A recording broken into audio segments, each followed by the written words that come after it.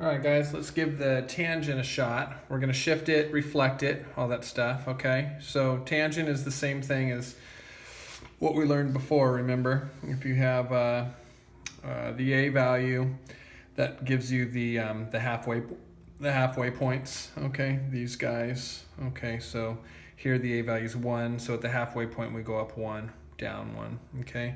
And then the b value helps with the period. The period is always going to be pi divided by the absolute value of b, okay?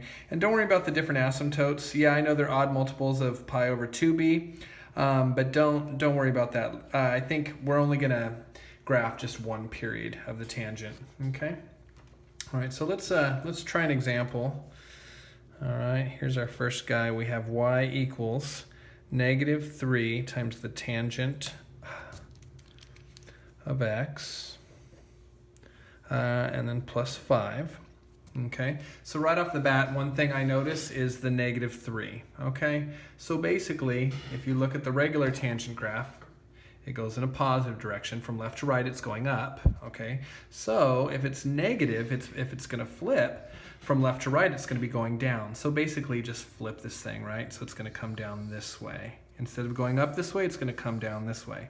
All right, so it looks like the cotangent graph, except that it's got the asymptotes as the tangent graph. Okay. All right, so here we go. First thing I'm going to do is just get it set up. Okay, since it's the tangent, okay, and there's no shift, right? It's not shifting right or left because I just have a k value. I don't have an h value.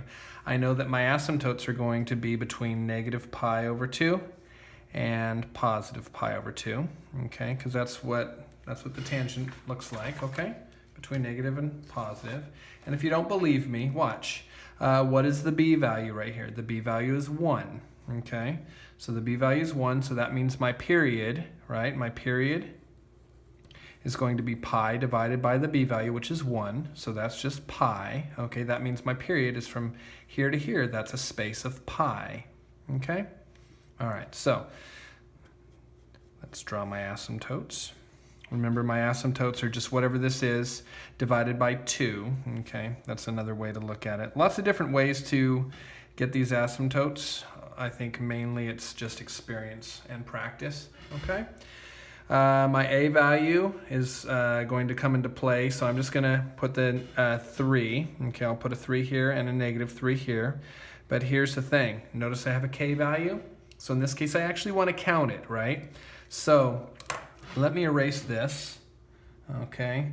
And you'll see why. If I just left the 3 where it was, I'd go up into the equation there. So I'm just gonna count it like this. Let me redraw this. Okay, so I have 1, 2, 3. Okay, so there's my 3.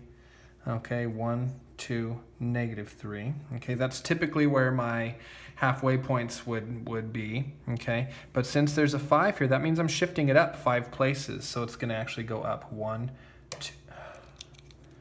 2, 3, 4, 5. Okay, so that's 8. Okay. And then from here, I go up 1, 2, 3, 4, 5. So that's 2. Okay, and the middle point, I'm going up 5. 1, 2, 3, 4, 5. That's 5, okay?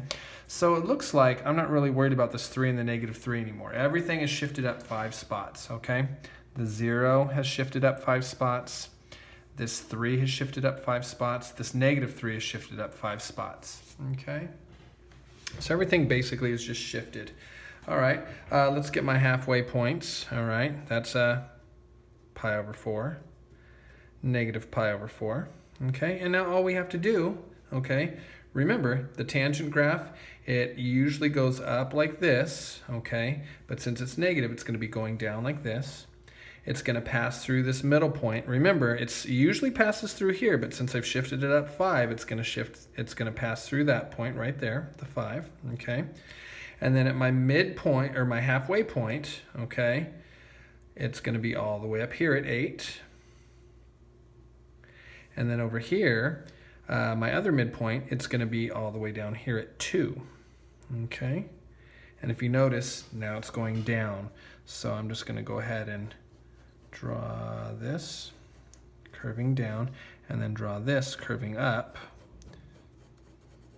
Okay, and it passes by, it hugs that asymptote there. Okay, so there's my tangent graph. It is negative, so it's going down. Okay, it looks just like the regular tangent graph, except that it's going down and it's been shifted up by 5 places.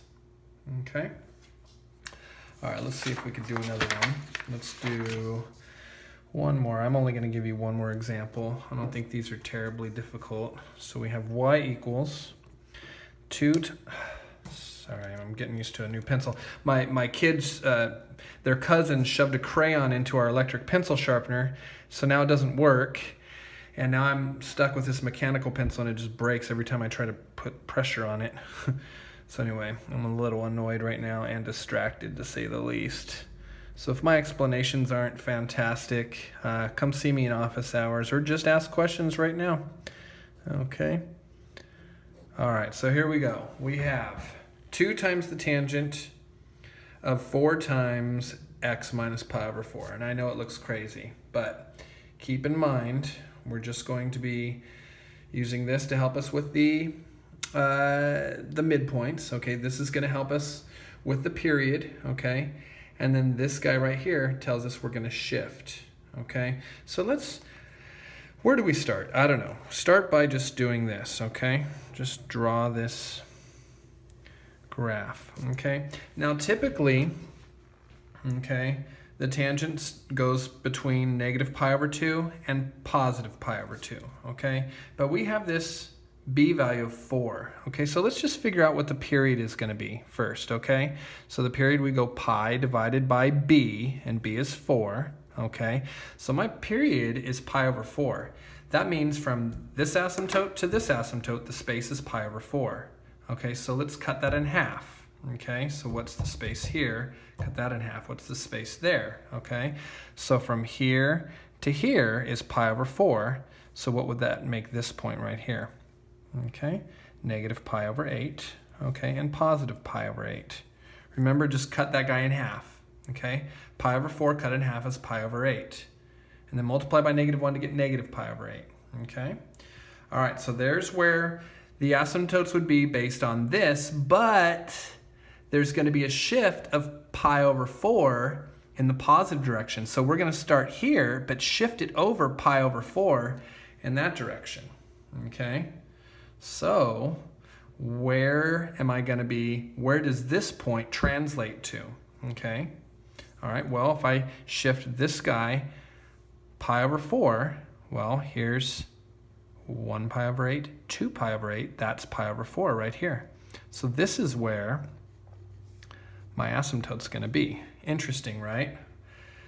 So guess where my other asymptote's going to be? It's going to be over here, right? But since it ended on this asymptote, I may as well just go ahead and use this asymptote because it's all going to work out the same. It's all cyclical, right? But just to show you, I moved this guy over pi over 4, and I'll move this guy over pi over 4. And if you're still not sure how to do that, okay, look, watch this. This guy right here is pi over 8. So here, I'll have pi over 8 plus pi over 4, right? Okay, get common denominators. That's going to be 2 pi over 8. 1 pi over 8 plus 2 pi over 8 is 3 pi over 8, okay? So here's 1 pi over 8, 2 pi over 8, 3 pi over 8, okay? And that's where my new asymptote will be, okay? So where it was here, now it's shifted over pi over 4 places to there, okay? So now we have this guy in the middle, okay? What would that be? Well, count it. 1 pi over 8, 2 pi over 8, right? So this is 2 pi over 8, which simplifies to pi over 4, okay? Let's go ahead and get my halfway points, okay? So add them together, cut it in half. So that's 3 pi over 8, cut in half is 3 pi over 16, okay? Let's get this halfway point, add them together. That's 5 pi over 8, cut it in half. That's 5 pi over 16, okay? And let's go ahead and mark up. I have a 2 right there. I don't have a k value, so I can just put a 2 here, no problem. And I can put in, goodness, I can put a negative 2 here, no problem. Oops, negative 2, okay. And I know it always goes through the center here. This is a positive 2, so I know my graph is going to be going up this way, right? Okay, so here's this guy, my halfway point. Put a dot with 2. Okay, here's my other halfway point. Put a dot with -2. Okay, and now just connect the dots.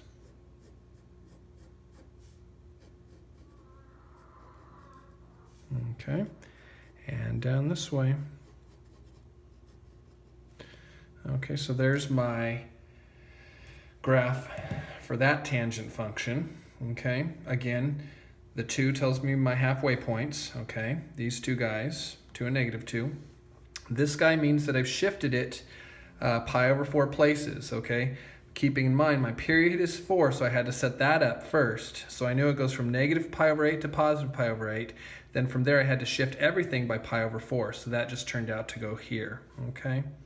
All right, so again, if you need any help with this, counting by pies, counting with fractions, just show up to office hours, okay?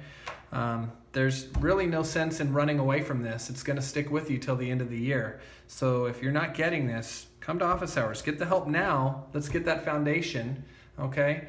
And you'll thank yourself, okay, for coming in to get help with this. All right, bye.